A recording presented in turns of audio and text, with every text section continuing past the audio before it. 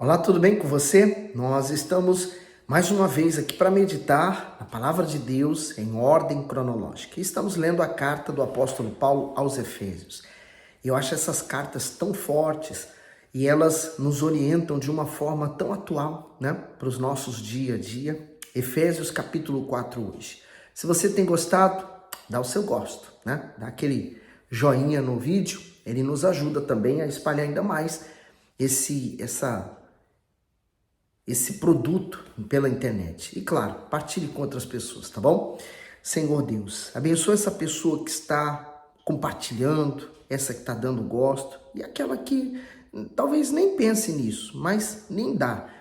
Todos sejam abençoados, porque o maior propósito desse produto, desse serviço, é glorificar o teu nome e fazer com que mais pessoas tenham a vontade de meditar na tua palavra. Eu posso até dizer que isso é o manual da vida. Ah, meu Deus, que o Senhor abençoe ela nas necessidades que ela tem, a fortaleça, a unja com a unção do teu Espírito. E peço que o Senhor fale conosco, abrindo o nosso entendimento. Amém.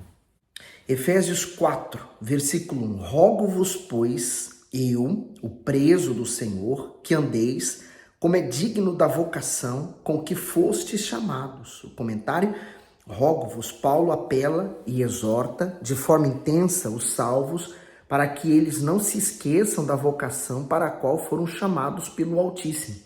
Com isso, o apóstolo mostra que a vida espiritual demanda cuidado contínuo. Andar de acordo com o chamado de Deus significa viver segundo a fé, a justiça e a santidade. Se alguém diz crer no Senhor Jesus, mas sua conduta não corresponde a essa confissão, sua fé não é sincera. O Altíssimo chama seus filhos a viverem conforme os seus padrões, ou seja, em obediência à sua palavra e na perseverança contínua na fé. Sem isso, não há como desfrutar da segurança, das promessas e nem mesmo da salvação. Então, como um pai mesmo, o apóstolo vem falando: olha, eu rogo que vocês andeis como digno, né? Porque às vezes a pessoa, apesar dela aparentar uma religiosidade, mas as atitudes dela demonstram outra coisa. Então, isso aqui é importante, né? Nós olharmos e avaliarmos não os outros, mas a nós mesmos. 2, com toda a humildade, mansidão, com longanimidade, suportando-vos uns aos outros em amor. Então, o comentário, vamos ler logo? Suportando-vos uns aos outros. O apóstolo visava preservar a fé e a pureza dos efésios, mas para isso precisava manter a unidade entre eles. Porém, como alcançar essa unidade se as pessoas são tão diferentes entre si? O Altíssimo revelou que a humildade, a mansidão, a longanimidade são qualidades que devem estar no caráter do justo para que ele saiba superar com amor os problemas inerentes à convivência humana. Suportar não remete ao peso ou à resiliência obrigatória, mas à capacidade de tolerar as fraquezas e relevar as fraquezas, a ignorância, as ofensas e os diversos tipos de temperamento e hábitos alheios. Sabe, como é que eu vejo isso aqui, né? Primeiro ele falou: andeis como é digno. Então, se eu andar como é digno, então isso aqui vai só ser necessário se alguém não andar digno. Então, com toda a humildade e mansidão, com longanimidade, suportando-vos, né? Como o bispo explicou muito bem, nós, então, suportamos as fraquezas, né? As diferenças, porque quando nós vamos para uma igreja, nós formamos um corpo, uma família. E a família é diferente, né? Eu tive uma cultura, por exemplo, eu sou casado, minha esposa teve outra cultura. Então, cada pessoa, ela teve um jeito, ela foi criada de uma forma, né? Ela tem uma característica. Então, cada um vai se comportar de uma maneira. Então, eu tenho que saber entender as diversas formas e saber relevar certas coisas, né? E o suportar também é no sentido de ajudar aqueles mais fracos, né? Não julgá-los, não apontar dedo, não pisar neles, mas ajudá-los. No 3, procurando guardar a unidade do Espírito pelo vínculo da paz. Comentário: a unidade do Espírito não é obtida mediante esforço humano, mas é um fruto inteiramente espiritual. Quem se mantém em comunhão com Deus também estará unido com os seus demais filhos, que compartilham dos mesmos pensamentos e propósitos divinos. A vantagem dessa unidade de fé é que, além de trazer harmonia e paz, gera força para que a igreja cumpra a sua missão de levar o evangelho ao mundo.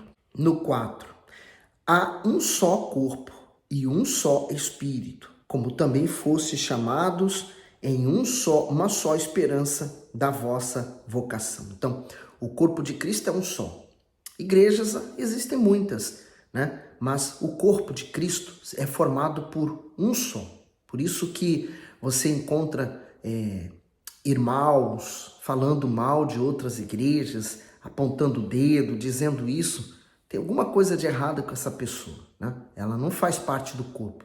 Por exemplo, a minha boca não fica falando mal da minha mão, né? O meu pé não fica criticando os meus ouvidos. Então aqui ele diz, há um só corpo, porque todos nós formamos um único corpo, o corpo de Cristo. Por isso, se há irmãos, né, que começam a falar mal de uma igreja, de outra, alguma coisa de errado tem com essa pessoa, porque ninguém fala mal do próprio corpo, né?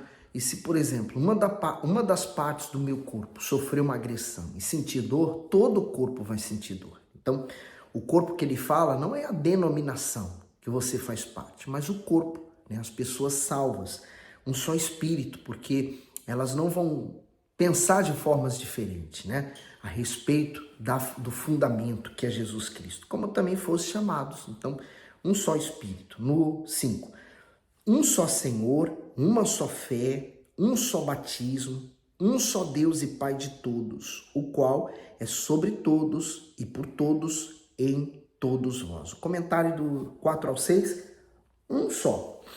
As repetições dos termos um e uma foram feitas de forma proposital para enfatizar a perfeita vontade de Deus ao seu povo, que todos sejam um com ele.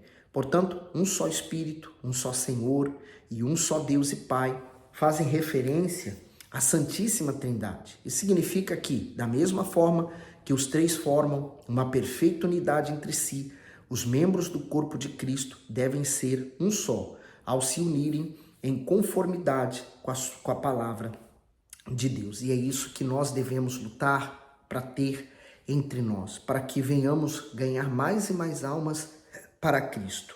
No 7, mas a graça foi dada a cada um de nós segundo a medida do dom de Cristo.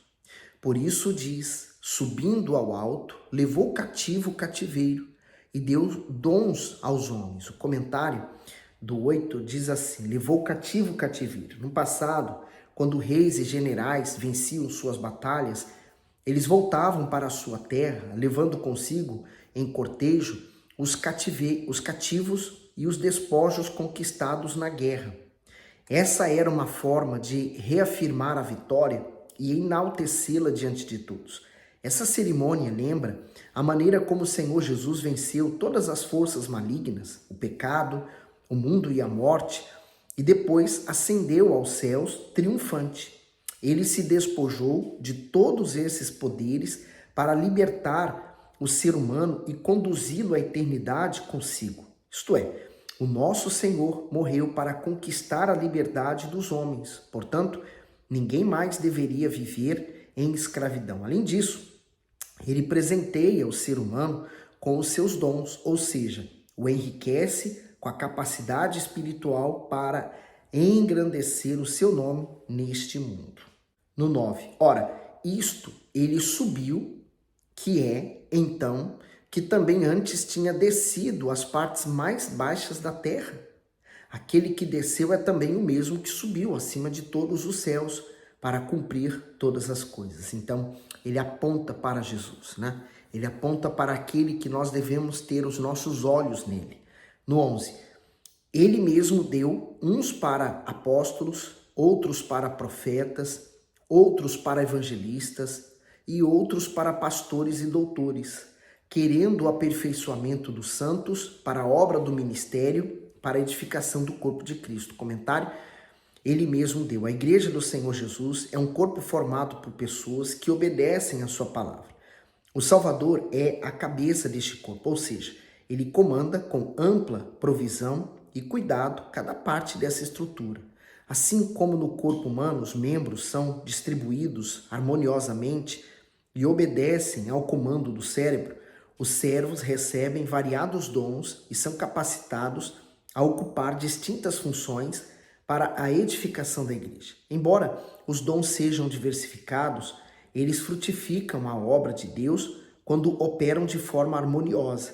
Isto é, aqueles que possuem os dons divinos não podem agir com rivalidade entre si. Afinal, nenhum servo pode se sentir completo sozinho, nem pode desprezar quem tem um dom diferente do seu, e muito menos ambicioná-lo para alcançar vantagens pessoais.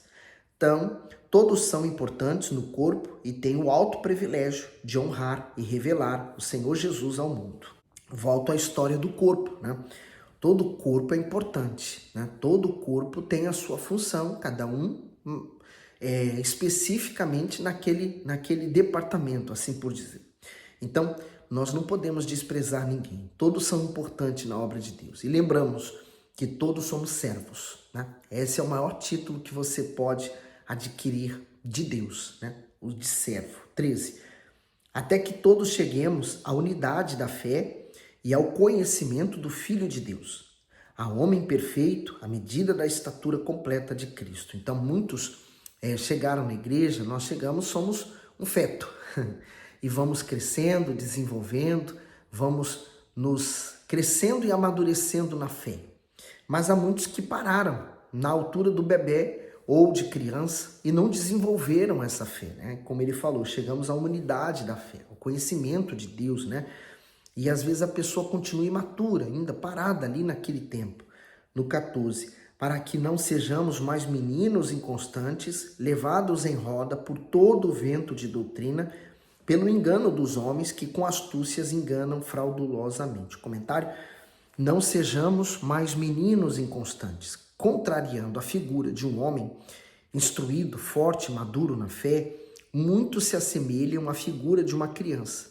O padrão de Deus para os seus filhos é que eles sejam fortes espiritualmente, o bastante para não se deixarem levar por qualquer voz, mas ouçam e obedeçam apenas a sua voz.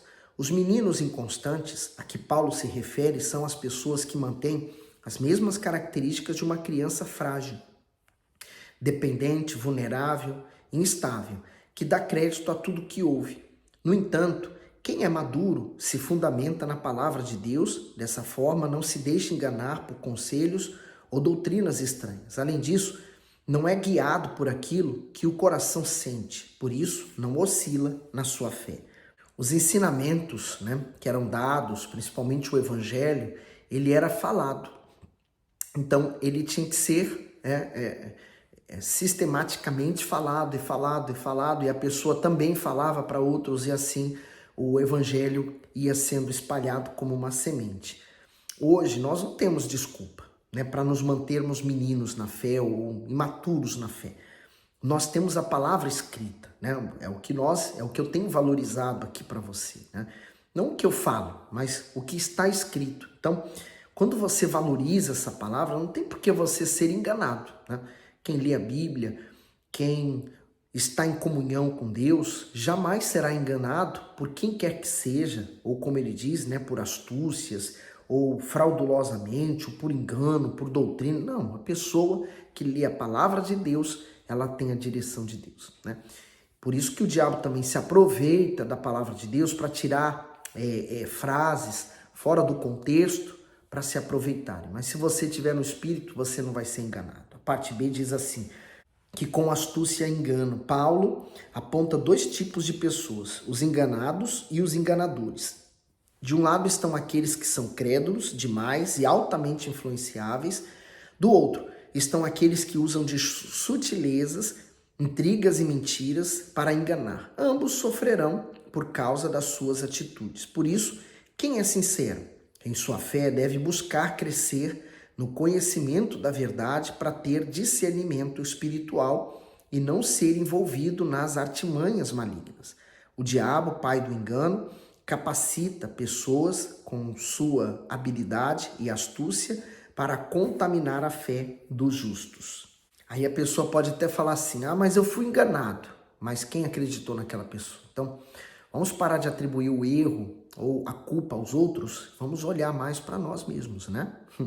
Quando nós olhamos para nós culpamos a nós. Eu não posso culpar se hoje eu estou sofrendo porque eu fiz uma má escolha, eu não posso culpar A, B ou C por causa disso. Eu sou o culpado. E se eu acreditei em alguém, então a culpa também é minha, foi eu que acreditei naquela pessoa. Essa é a verdade. 15. Antes, seguindo a verdade em amor, cresçamos em tudo naquele que é a cabeça, Cristo. Então, quando eu busco mais conhecer a Cristo, ele vai se deixar conhecer. E quanto mais eu busco, mais eu quero. 16. Do qual todo o corpo bem ajustado e ligado pelo auxílio de todas as juntas, segundo a justa operação de cada parte, faz o aumento do corpo para a sua edificação em amor.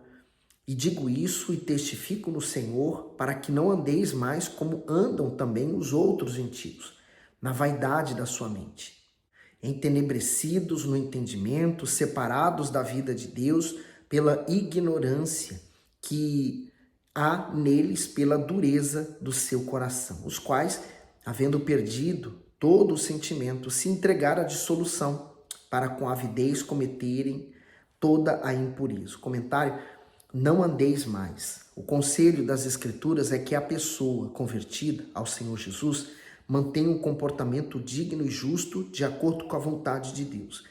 Sua confissão de fé é comprovada à medida que deixa de andar segundo os ditames e os padrões e as imposições deste mundo. Enquanto isso, o homem natural tem seus pensamentos voltados para o que é vão e perecível. Além do mais, não refreia as vaidades, as vontades carnais, antes as alimenta com todos os seus desejos. Ele age assim porque, além de estar perdido na escuridão, se recusa a aceitar a luz de Deus e a sua justiça. Diante disso, muitas pessoas estão separadas do Altíssimo, não porque desconhecem a sua palavra, mas porque não querem se submeter aos seus conselhos. Eu achei isso aqui tão interessante, né? Entenebrecidos no entendimento e separados da vida de Deus pela ignorância que há neles, pela dureza do seu coração. Então, olha que ponto nós, por separarmos da presença de Deus, podemos chegar, né? A escuridão, as trevas. E ele fala, os que, havendo perdido todo o sentimento, se entregaram à dissolução. Quantas pessoas um dia tiveram um verdadeiro encontro com Cristo e se separaram do amor dele, né? Seguiram um caminho contrário à fé, começaram a viver totalmente errado. Mas ele termina aqui no 20 dizendo assim: mas vós não aprendestes assim a Cristo. O que você tem aprendido, né? Isso é importante. Pratique, né? Você não precisa ter lido toda a Bíblia para praticar o que você já sabe. Basta você aplicar com fé aquilo que você já tem aprendido. A obediência a Deus, o temor a Deus, o amor a Ele, né? Devolva esse amor. Uma vez que Ele nos amou de tal maneira, comece a amá-lo também de tal maneira. Esse amor de tal maneira leva você a entregar-se por completo para Ele. É isso. Faça a sua parte. A parte de Deus já está feita na cruz. Fique bem.